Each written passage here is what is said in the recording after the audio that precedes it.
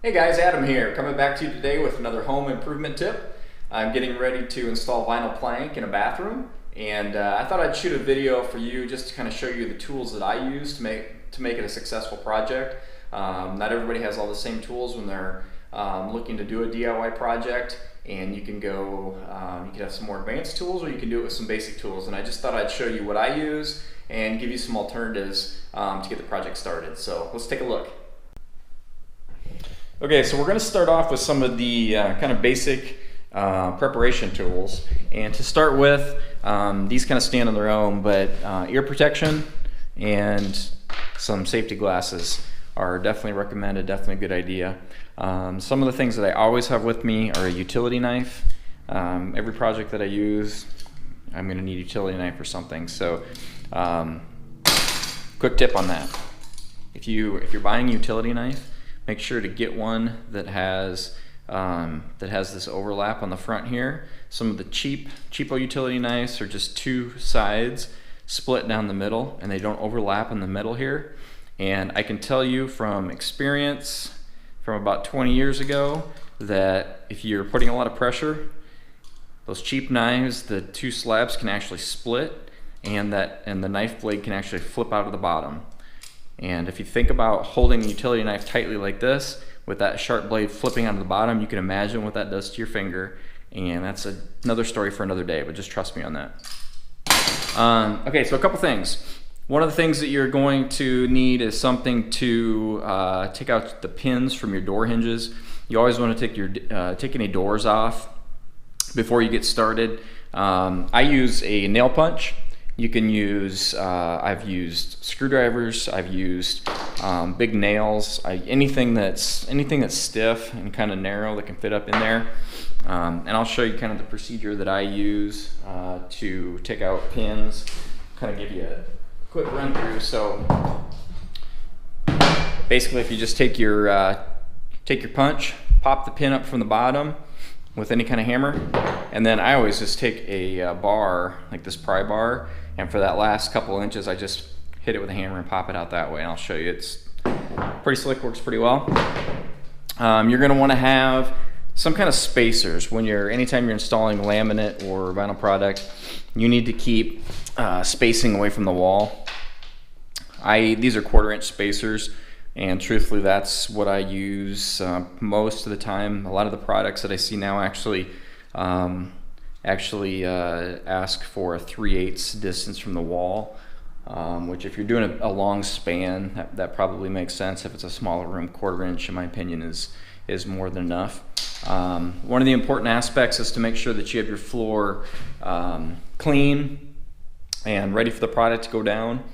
Lots of times it seems like I'm installing over old sheet vinyl, so I've got a scraper that I use with kind of a sharpened blade on it to scrape up the vinyl, and I'll finish with just kind of a basic putty knife. You don't really need a scraper, you can do it with a putty knife. These floating floor systems are really good at going over pretty much most surfaces, but if you have loose vinyl down, you really should try to get that up and get yourself a solid surface to work with. Some kind of a broom and dustpan. I like this little guy for doing bathrooms because it's small, so you're clean. And sometimes I've got a bucket of this skim coat. Sometimes if you've got a large gap, if you take that and a trowel, you can kind of skim over, and you can take a change in height from flooring material. I don't know, I think that says it's good up to a 1/4-inch. I've used it for thicker than that, and you can kind of float down and get yourself closer to a flat floor, which is helpful. So that's all kind of the prep material. Oh, the other thing too, if you have quarter round in the room that you're going to be putting the flooring down, you'll want to have some kind of a crowbar to get that quarter round off. You can, if you want, and I actually have before, completely remove the baseboard, put down your flooring, and then the baseboard can actually cover the exposed edge, so you don't have to do quarter round. But that would be a pretty unique situation where you'd actually remove baseboard. That's not something that I do very often. So that's kind of the prep stuff. Now when it comes to cutting, this is probably where the tools can get a little bit more advanced. So you've got Oh, you've got a few different kind of basic cuts that you're going to be making when you're installing the floor. So your most basic cut is going to be a cross cut, and in a cross cut, I have traditionally always used a miter saw, like this one here. And a miter saw is really an invaluable tool for a lot of DIY projects. You can get a miter saw. This one's a Makita. It's a little bit more expensive, but you can get miter saws pretty reasonably priced. And if you're going to be doing many DIY projects, I'd highly recommend having one. So that works good for doing your cross cutting. I have more recently, I purchased this, which is kind of it's a guillotine style cutter, and basically you just put your flooring product through there, and then it's got this handle with the cam action. There's a lot of leverage there, and it just pops off the flooring material on vinyl. It works perfect. It makes a perfectly clean cut. I love it. It's quiet. Obviously there's no sound really. There's no dust when you're cutting laminate, and it just does a great job.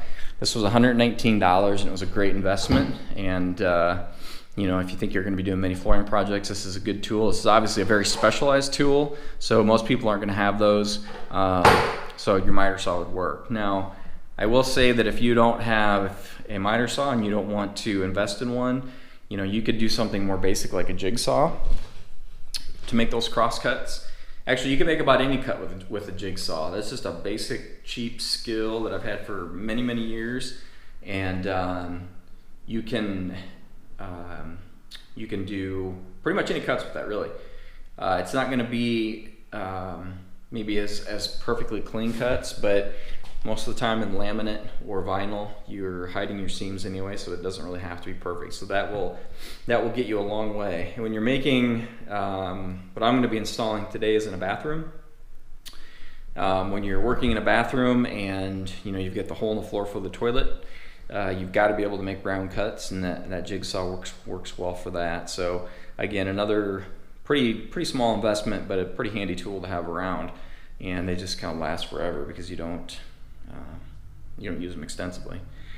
Another tool that I've been using more often, actually I use it for a lot of things, is this particular brand is a Rockwell Sonicrafter, but basically it's an oscillating saw, and it just vibrates at a real high RPM. So when it comes to vinyl, this thing works great. You can make all kinds of cuts with it. It works really well for, again, that situation where you have a circle that you have to cut around. It works great for that. And then the other thing where this thing is super valuable, and actually the reason why I got it to begin with, is to cut off the bottom of door jambs. So when you're going up to a door jamb, you need to actually be able to undercut that door so that you can slide your flooring material underneath it, so it has a nice clean look and you don't have to caulk up the holes. You can do that with a handsaw. I should have brought one in here. They actually make just a fairly inexpensive jam saw, and those are probably 20 bucks or less. Those work fine too. I use those for a long time, but they're, you know, it's like anything. If you've got a corded tool, it's a lot quicker and does a cleaner, nicer job. So that's another tool that's not mandatory. I use it all the time. I find it very helpful. And then the other thing, probably of all of these, the most expensive, well, that's not true. The miter saw is the most, this particular miter saw is the most expensive. But the other tool that's super helpful when doing flooring is a table saw. I use a table saw a bunch. You know, it's another one of those things that you could get a fairly inexpensive one, and if you don't use it a lot, will meet your needs for a long, long time. It's not required, but when you need to make a long, straight rip cut on a plank, there's no better way to do it than to run it through a table saw. You can do it with a jigsaw again. So table saw is not necessary, but it makes life pretty, you know, it makes things a lot quicker and cleaner when anytime you're having to make quick rip cuts. And honestly, a table saw works really good for making cross cuts on boards too. You got to be a little bit careful. I shouldn't even really say that, because technically making cross cuts with a table saw, you should have a miter guide and slide that you're using, but There's a lot of guys that use them, and they actually are pretty work really well for that purpose as well, as long as you're careful and smart about it. So those are pretty much the cutting tools. As far as installation goes, pretty basic tools for installation. You want to have, again, we already talked about spacers. So spacers you don't actually have to have spacers. You could actually cut small pieces of your flooring material and you can lay that against the wall and you can use that as a spacer, or any kind of, you know, material you have that's approximately 1/4 to 3/8. You could easily use as a spacer, but these are handy, and if you lose them, they're a couple bucks. Necessity is a good rubber mallet. You do a lot of pounding when you're installing flooring, the snap lock flooring. So the best way, the other thing that I highly recommend is a block like this. This is a tapping block, and basically it's just a plastic block, and it's made so that you can put it up against the edge of the flooring material. You can tap on it with the mallet, and it just makes it so much easier to get things set into place. I've done jobs before where I beat on them with my hand, which is really dumb.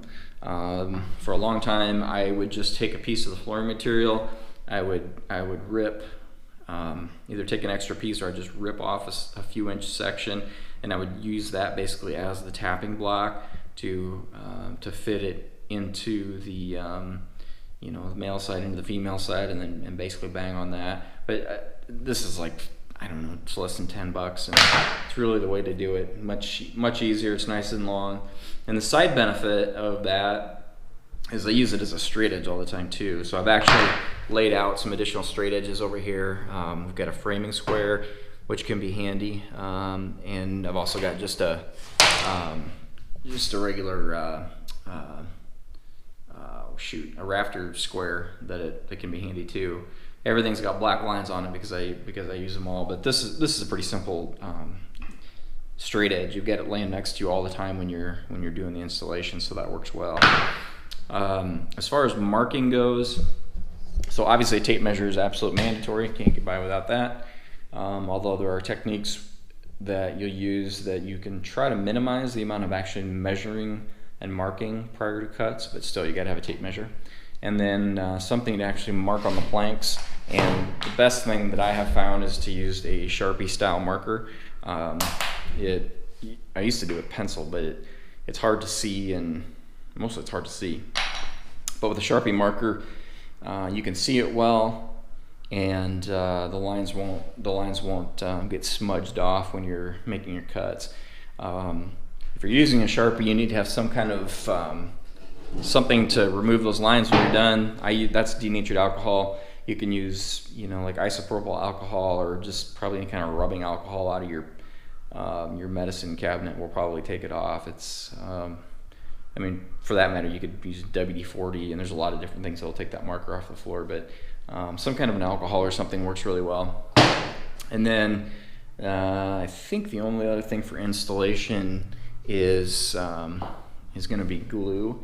If you're using a vinyl product, a super glue, there are certain places in the installation process when you get up against a wall or up against a cabinet, or when you're kind of doing that final last row, where you won't be able to utilize the snap lock feature of the flooring. So there's a technique where I've got another video on that, but I'll try to show you where you can actually remove a portion of the snap lock mechanism, lay a thin bead of glue on there, and then you can press them together, and that glue will replace the snap lock feature and give you good strong flooring products. So that's pretty much it for installation. And then finally, once you're done, you will need a way to be able to install your quarter round. You always have to have some kind of a quarter round, or again, if it's a newer application like a remodel,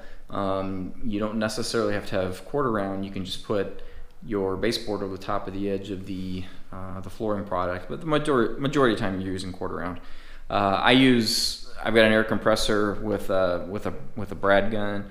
Those are just 18 gauge brads, and you know, if you're going to do very many projects where you're nailing trim, it's a no-brainer to go with a compressor and a nail gun. Is it necessary? Nope, definitely not. You can use, I don't have a regular hammer in here, but you can use just a regular, you know, carpenter's hammer, framing hammer, whatever. Not framing hammer necessarily, but just a regular carpenter's hammer. Your basic trim nails. If you do that, you're going to want to also have a nail set handy, so you can countersink those trim nails. So that's a perfectly fine way to go as well. And then along that same line, for cutting your quarter round, you've got a couple of options. Again, I'm going to default back to the miter saw. To me, it's just, you know, it's so much quicker and easier, and that's just the way to go if you're going to do many projects. But you can also use a basic, just a basic plastic miter box, which you can pick up at a home improvement store for probably 10 bucks or something. You know, that will work fine too. You'll have to have a saw, obviously, if you do that, but that works well as well. That works fine too.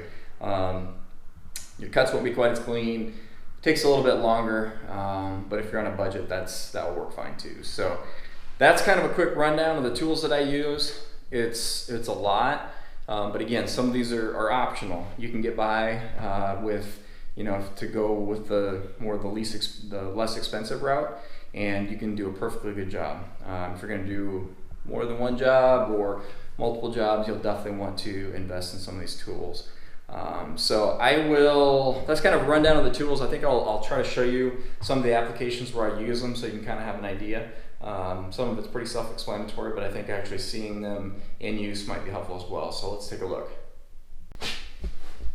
So this bathroom they're working on here, this is a really small bathroom, but it's pretty clean because it actually has new subfloor down, but we did do a little bit of drywall work in here, and I noticed that there's a couple spots here where there's some dried drywall mud. So, you know, again, that little nugget there isn't a huge deal, but it takes 2 seconds to get that up off the floor. Throw it in my bathtub that needs to be cleaned. So there's just some basic little housekeeping things like that. Here next to the tub, I see that we've got some drywall mud that's on there as well. It's a lot easier to do this now before you get your nice new floor down. So just use that scraper and kind of get things cleaned up a little bit, and then I'll sweep and get ready to start laying this thing out. Okay, so I'll show you very quickly how to take the door off if you haven't done so already. So you've got your pin here. Again, I like to use a nail set. Just get down on the bottom of that hinge, give it a few taps. It comes right out. This one's actually very loose. I can actually pull that one out by hand. A lot of times they're tight, so I just take my pry bar, give it a tap, and it's out. Do the other two, and the door comes right off. So I completely forgot about an important optional tool doing any kind of a flooring project, and that is a set of knee pads. It's up to you whether or not you need them, but after having one knee surgery and at some point probably needing another, I can guarantee you that having a good pair of gel knee pads are money well spent, so don't skimp on that one. Okay, I'm going to demonstrate to you here why I said that I like this guillotine style cutter so much. Now this particular plank that I'm using, this is 12 inches wide, so your average miter saw is not going to actually be able to cut this stuff. I've got a big 12-inch sliding compound miter that will cut it, and actually that small one, that little miter saw over there probably will too, because it's a sliding saw. But when you're getting into sliding saws, you're talking about a bigger investment. So if you have a wider plank like this, you may be looking at cutting it with a jigsaw. Another option, which I didn't mention, with vinyls, you can actually just use a utility knife. If you take a straight edge of some sort and you lay your straight edge wherever you need to make that cut, and if you just score this several times, you'll be able to actually snap it and break it off. So that would be the lowest budget, easiest way actually to cut this stuff. I should have mentioned that earlier. I didn't think about it, but that is always definitely an option. But just to kind of give you an idea of how this cutter works. So I've got my marks on there. I just slide my plank in, and usually I just push it up against the edge, but this is an uneven cut because the bathroom's crooked. But anyway, slide your plank in there, some good downforce. There you go. Perfect cut. There's no easier way to cut vinyl flooring than that type of guillotine style cutter. So anyway, for what it's worth, that's what I like. Okay, so I'm going to try to show you, I'm going to demonstrate here why I like to use, why I really like to use a permanent marker when I'm marking cuts. So this first, what I've decided to do in this bathroom is my first cut is actually going to be along the bathtub here.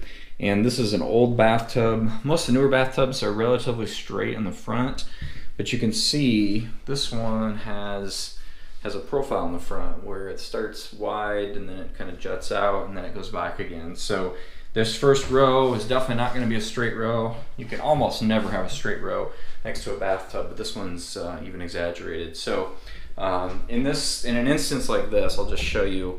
I'm gonna see if I can do this with one hand. I'm gonna set the camera here. So what you want to do is have some kind of a little space or block. You can cut down about anything. You can have an extra leftover piece of flooring material. You could use one of your spacers away from the wall. This is actually just a little piece of wooden shim that I had laying around, and I just cut it off to a short piece.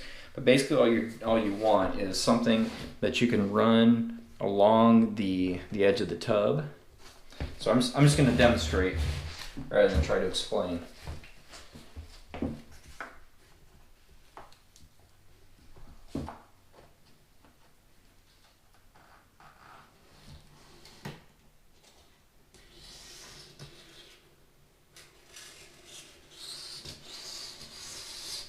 Okay, so that kind of gives you an idea. So basically you're just tracing around, tracing along the contour of what you need to cut, and I'll do that along the rest of this tub here.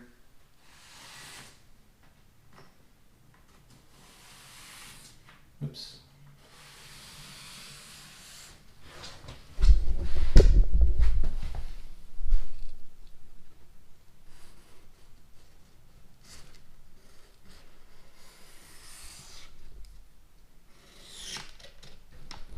Now I've got that contour of that tub marked on that tile, so I can so that I can get that cut correctly. Now I'm going to go back and I'm going to take some special care around these contours here, just to make sure that I've what's the easiest way to explain this? I may actually split this block in two now, so it gets a little bit narrower, and that way I can more closely follow the contour of this tub. But in any case, that's the basic way that you want to do that. And so now I've got permanent marker. That does not smudge off there. If you try to do that with a pencil or something, you're going to lose that line, and that marker, you know, as I said, if you just use some rubbing alcohol or something similar, that will come off your vinyl really easy when you're done. So thought I'd show that to you. So just another quick tip, in case you haven't seen this done before, when you get to the end of the row and you need to cut the final piece here, your first thought would probably be to take a tape measure and measure that, but much quicker if you take your piece that's going in and flip it around backwards, position it so that you've got your gap on the wall over there, approximately what you want. Then you can come and just line up with your previous piece and mark it there.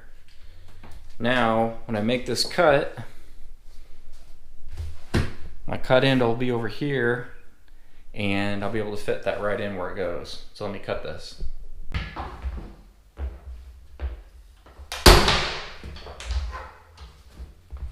Okay, so then we take that cut piece and we come back to our installation. Slide it in there. we're gonna give you an example here of the tapping block too, how this works. So as you can see, you put that in, and it's basically started in the lip and the one to the back, slide it over so it's up against the one to the side, and then take your tapping block. You can see how it's kind of stuck up proud there. Take your tapping block, give it a little bit of that, and kind of eases it in that lip back there, and then take your mallet, and it seats that lip on that side. There you go, on to the next row. Alright, so here's an example where it's really handy to use the oscillating cutter. So I'm going around the toilet flange here, and you've got to obviously make this round cut. And if you just kind of take your time with this cutter, you can just work your way right around the circle.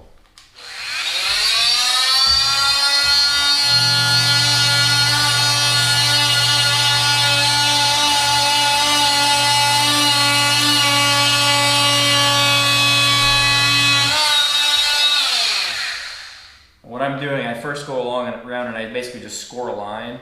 As much as anything, that's just to make it so then when I come back around, I've already got the fine detail cut in, and then I can just get more aggressive and with the second cut.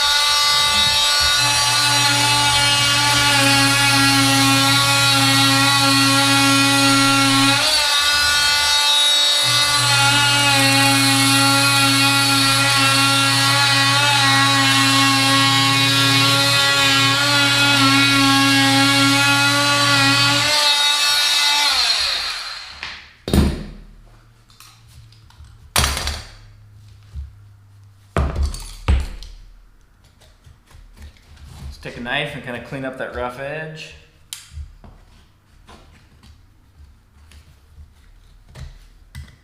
Anyway, you get the idea. This one wasn't ideal because I ended up really close to the edge of the plank, but this is underneath the toilet, so it's not going to make any difference really. But there you go. That's how you use the oscillating cutter.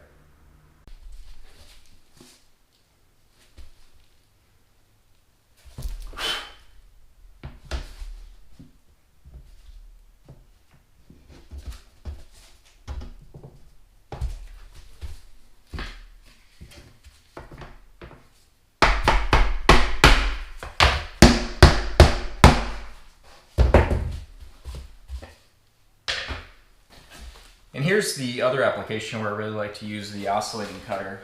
We're coming up to a door jamb. Typically now, these doors are new actually, and these doors were hung up knowing that there's going to be flooring put in here, so I actually don't have to cut them off. But normally, the majority of the time, when you're installing a floor, you're going to see that the door jambs are going to be either on the floor or too low to be able to scoot your flooring material underneath it. And truthfully, these are actually a little bit too high. But in any case, what you would do, just take a scrap piece. This is obviously the cutout from the toilet. Take that scrap piece, put it up against the door jamb like that. Take your oscillating tool, and you'll just go ahead and cut underneath that door jamb. You'll undercut the jamb as well as the door casing on this side's not as critical because it's going to be a different flooring material. Actually, this will be laminate over here, so I would go ahead and cut around the entire door jamb and casing. So starting here, and you cut all the way around, and then that piece will come out, and that way when we come in we'll be able to finish with that flooring material slid underneath the door, and it'll be a nice finish. So that's the other use for the oscillating tool. Well guys, I was hoping to show you the final results of this bathroom project, but unfortunately I ran out of material. I'm 2 planks short, and wouldn't you know, this is a special order material. I use this is the second place I've used this in, and I estimated for 2 bathrooms, and I ran up short. So anyway, that gives you a pretty good idea. I think that shows pretty well the tools that I use. This won't be bad to finish that up there, and gonna be a good looking bathroom. Again, I think the buyers will be happy with this, and we'll come out here and we'll transition to a laminate flooring and go throughout the rest of the house. Well, I appreciate you guys tuning in. Hopefully you found that video helpful. It gives an idea of how I go through a basic process of a snap lock, vinyl or laminate flooring project, and they're all pretty much the same. So hey, do me a favor, like the video if you would, and if you haven't already, subscribe to my channel. I'll keep bringing you more DIY tips and projects that I'm working on. Talk to you guys soon. Thanks. Bye.